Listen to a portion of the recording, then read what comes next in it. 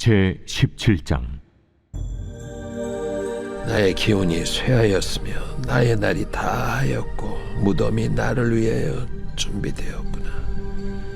나를 조롱하는 자들이 나와 함께 있으므로 내 눈이 그들의 충동함을 항상 보는구나.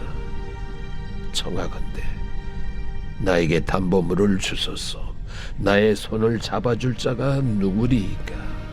주께서 그들의 마음을 가려 깨닫지 못하게 하셨사오니 그들을 높이지 마소서. 보상을 얻으려고 친구를 비난하는 자는 그의 자손들의 눈이 멀게 되리라. 하나님이 나를 백성의 속담거리가 되게 하시니 그들이 내 얼굴에 침을 뱉는구나. 내 눈은 근심 때문에 어두워지고 나의 온 지체는 그림자 같구나. 정직한 자는 이로 말미암아 놀라고 죄 없는 자는 경건하지 못한 자 때문에 분을 내나니, 그러므로 의인은 그 길을 꾸준히 가고 손이 깨끗한 자는 점점 힘을 얻느니라. 너희는 모두 다시 올지니라. 내가 너희 중에서 지혜자를 찾을 수 없느니라. 나의 날이 지나갔고 내 계획, 내 마음의 소원이 다 끊어졌구나. 그들은 밤으로 낮을 삼고 빛 앞에서 어둠이 가깝다 하는구나. 내가 수월이 내 집이 되기를 희망하여 내 침상을 흑암에 펴놓음에, 무덤에게 너는 내 아버지라, 구더기에게 너는 내 어머니, 내 자매라 할지라도 나의 희망이 어디 있으며 나의 희망을 누가 보겠느냐? 우리가 흙 속에서 쉴 때에는 희망이 수월의 문으로 내려갈 뿐이니라.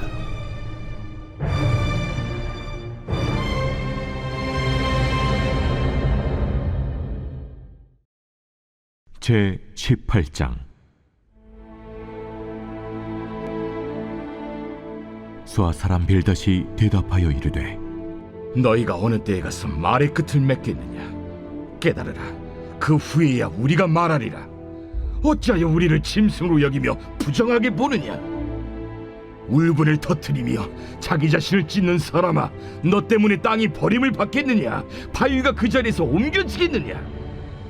악인의 빛은 꺼지고 그의 불꽃은 빛나지 않을 것이요, 그의 장막 안의 빛은 어두워지고 그 위의 등불은 꺼질 것이요, 그의 활기찬 걸음이 피곤하여지고 그가 마련한 꾀에 스스로 빠질 것이니, 이는 그의 발이 그물에 빠지고 올가미에 걸려들며 그의 발 뒤꿈치는 덫에 치이고 그의 몸은 올무에 얽힐 것이며, 그를 잡을 덫이 땅에 숨겨져 있고 그를 빠뜨릴 함정이 길목에 있으며, 무서운 것이 사방에서 그를 놀라게 하고 그 뒤를 쫓아갈 것이며, 그의 힘은 기근으로 말미암아 쇠하고 그 곁에는 재앙이 기다릴 것이며, 질병이 그의 피부를 삼키리니 곧 사망의 장자가 그의 지체를 먹을 것이며, 그가 의지하던 것들이 장막에서 뽑히며 그는 공포의 왕에게로 잡혀가고 그에게 속하지 않은 자가 그의 장막에 거하리니, 유황이 그의 처소에 뿌려질 것이며 밑으로 그의 뿌리가 마르고 위로는 그의 가지가 시들 것이며, 그를 기념함이 땅에서 사라지고 거리에서는 그의 이름이 전해지지 않을 것이며, 그는 광명으로부터 흑암으로 쫓겨 들어가며 세상에서 쫓겨날 것이며, 그는 그의 백성 가운데 후손도 없고 후에도 없을 것이며, 그가 거하던 곳에는 남은 자가 한 사람도 없을 것이라. 그의 운명에 서쪽에 소는 자와 동쪽에 소는 자가 깜짝 놀라리라. 참으로 불의한 자의 집이 이러하고 하나님을 알지 못하는 자의 처소도 이러하니라.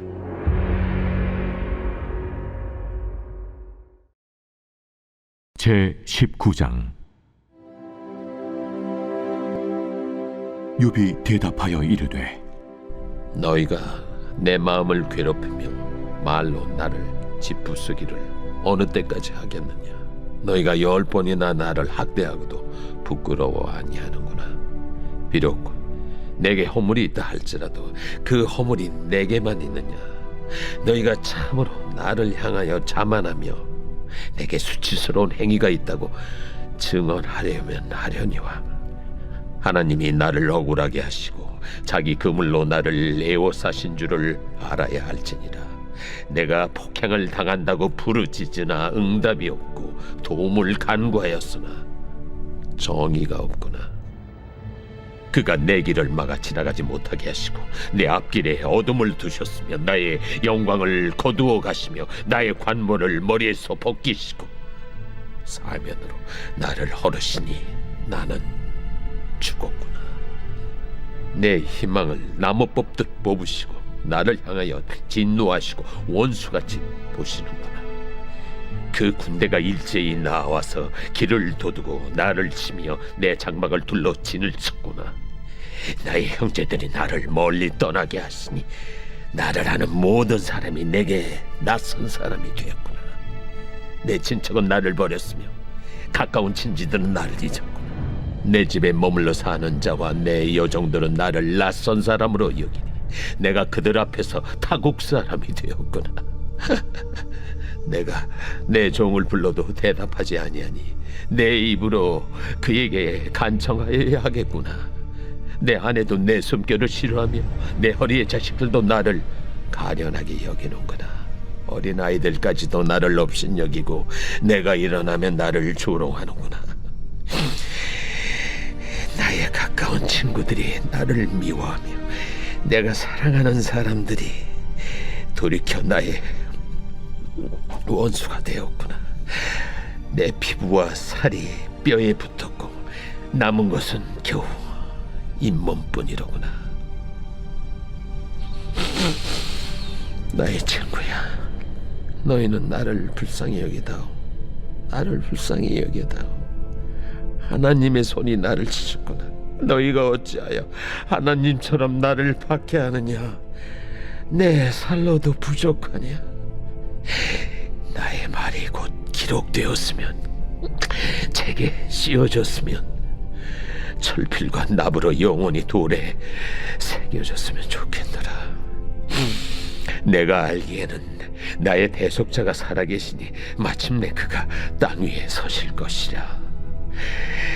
내 가족이 벗김을 당한 뒤에도 내가 이 육체 밖에서 하나님을 보리라. 내가 그를 보리니 내 눈으로 그를 보기를 낯선 사람처럼 하지 않을 것이라. 내 마음이 초조하구나. 너희가 만일 이르기를 우리가 그를 어떻게 칠까 하며 또 이르기를 이래 뿌리가 그에게 있다 할진대 너희는 칼을 두려워할지니라. 분노는 칼의 형벌을 부르나니 너희가 심판장이 있는 줄을 알게 되리라.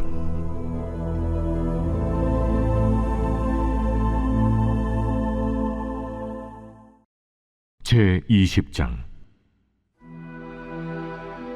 나아마 사람 소발이 대답하여 이르되, 그러므로 내 초조한 마음이 나로 하여금 대답하게 하나니 이는 내 중심이 조급함이니라.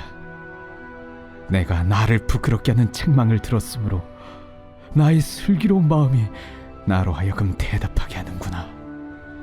내가 알지 못하느냐?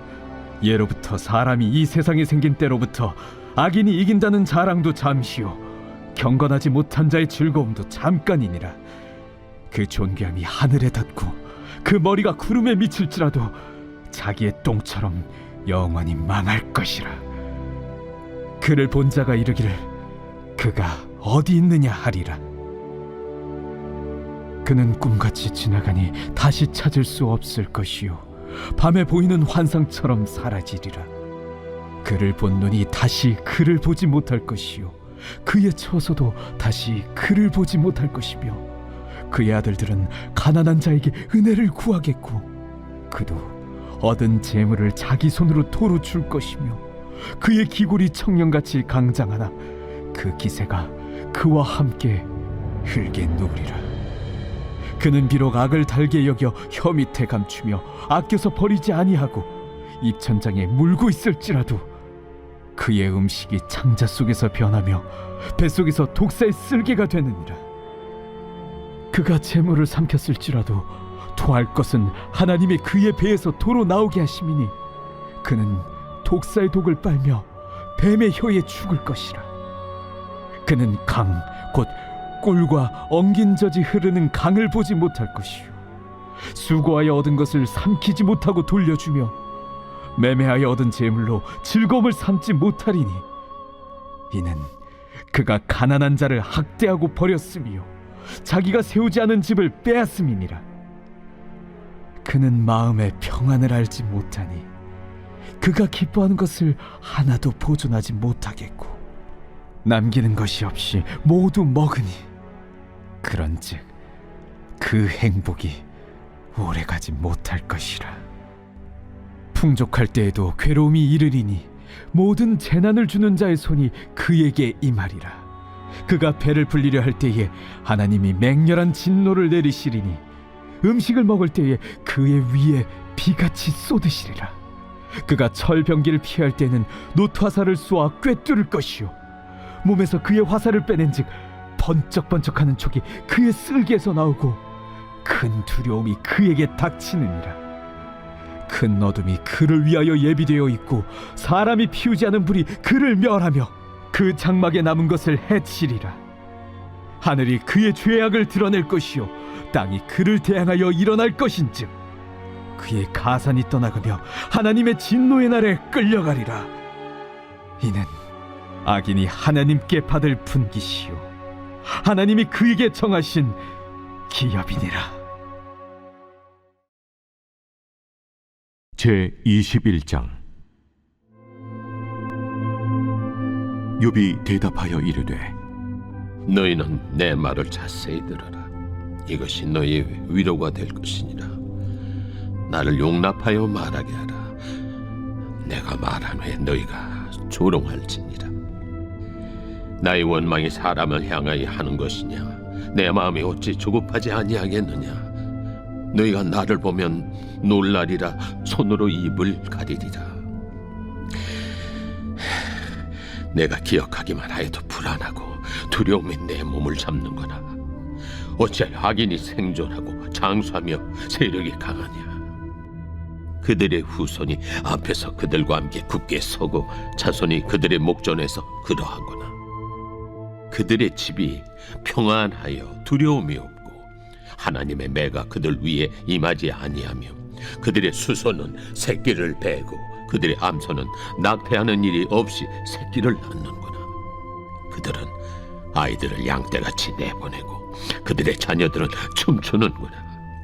그들은 소고와 수금으로 노래하고 비립으로 즐기며 그들의 날을 행복하게 지내다가 잠깐 사이에 수월에 내려가느니라. 그러할지라도 그들은 하나님께 말하기를 우리를 떠나소서. 우리가 주의 도리 알기를 바라지 아니하나이다. 전능자가 누구이기에 우리가 섬기며 우리가 그에게 기도한들 무슨 소용이 있으랴 하는구나. 그러나 그들의 행복이 그들의 손안에 있지 아니하니 악인의 계획은 나에게서 멀구나. 악인의 등불이 꺼짐과 재앙이 그들에게 닥침과 하나님이 진노하사 그들을 곤고하게 하심이 몇 번인가. 그들이 바람 앞에 건불같이 폭풍에 날려간 겨같이 되었도다. 하나님은 그의 죄악을 그의 자손들을 위하여 쌓아두시며 그에게 갚으실 것을 알게 하시기를 원하노라.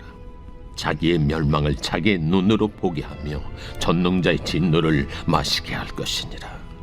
그의 달수가 다하면 자기 집에 대하여 무슨 관계가 있겠느냐? 그러나 하나님께서는 높은 자들을 심판하시나니 누가 능히 하나님께 지식을 가르치겠느냐? 어떤 사람은 죽도록 기운이 충실하여 안전하며 평안하고 그의 그릇에는 젖이 가득하며 그의 골선이 윤택하고 어떤 사람은 마음의 고통을 품고 죽음으로 행복을 맛보지 못하는도다. 이 둘이 매 한 가지로 흙 속에 눕고 그들 위에 구더기가 덮이는구나. 내가 너희의 생각을 알고 너희가 나를 해하려는 속셈도 아노라. 너희의 말이 귀인의 집이 어디 있으며 악인이 살던 장막이 어디 있느냐 하는구나.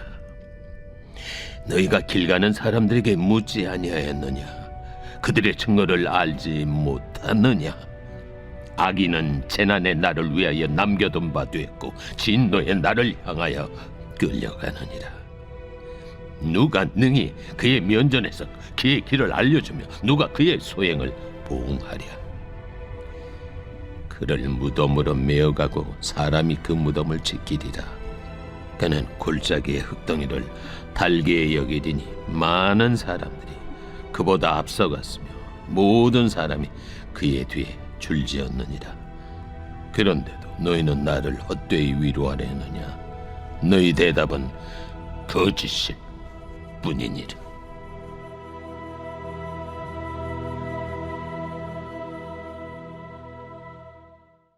제23편 다윗의 시.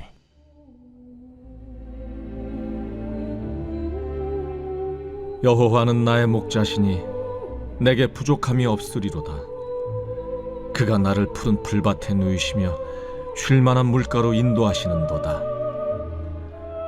내 영혼을 소생시키시고 자기 이름을 위하여 의의 길로 인도하시는도다. 내가 사망의 음침한 골짜기로 다닐지라도 해를 두려워하지 않을 것은 주께서 나와 함께 하심이라. 주의 지팡이와 막대기가 나를 안위하시나이다. 주께서 내 원수의 목전에서 내게 상을 차려주시고 기름을 내 머리에 부으셨으니 내 잔이 넘치나이다. 내 평생에 선하심과 인자하심이 반드시 나를 따르리니 내가 여호와의 집에 영원히 살리로다.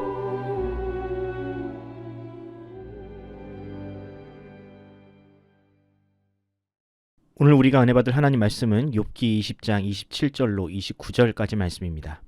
하늘이 그의 죄악을 드러낼 것이요 땅이 그를 대항하여 일어날 것인즉 그의 가산이 떠나가며 하나님의 진노의 날에 끌려가리라. 이는 악인이 하나님께 받을 분깃이요 하나님이 그에게 정하신 기업이니라. 아멘. 오늘은 고난당하는 자에게 설교가 필요할까라는 제목으로 하나님 말씀 전하겠습니다. 최근 한 동기 목사와 통화를 할 일이 있었습니다. 그 목사님은 최근 사역을 잠시 쉬면서 재충전의 시간을 갖고 있는데요. 이런저런 이야기를 하는 와중에 저에게 이런 이야기를 들려주더군요. 한 친구 목사가 최근 자신을 찾아와서 자신이 열심히 기도하고 준비를 했더니 하나님께서 담임 목회의 길을 열어주셨다고 간증을 하더랍니다.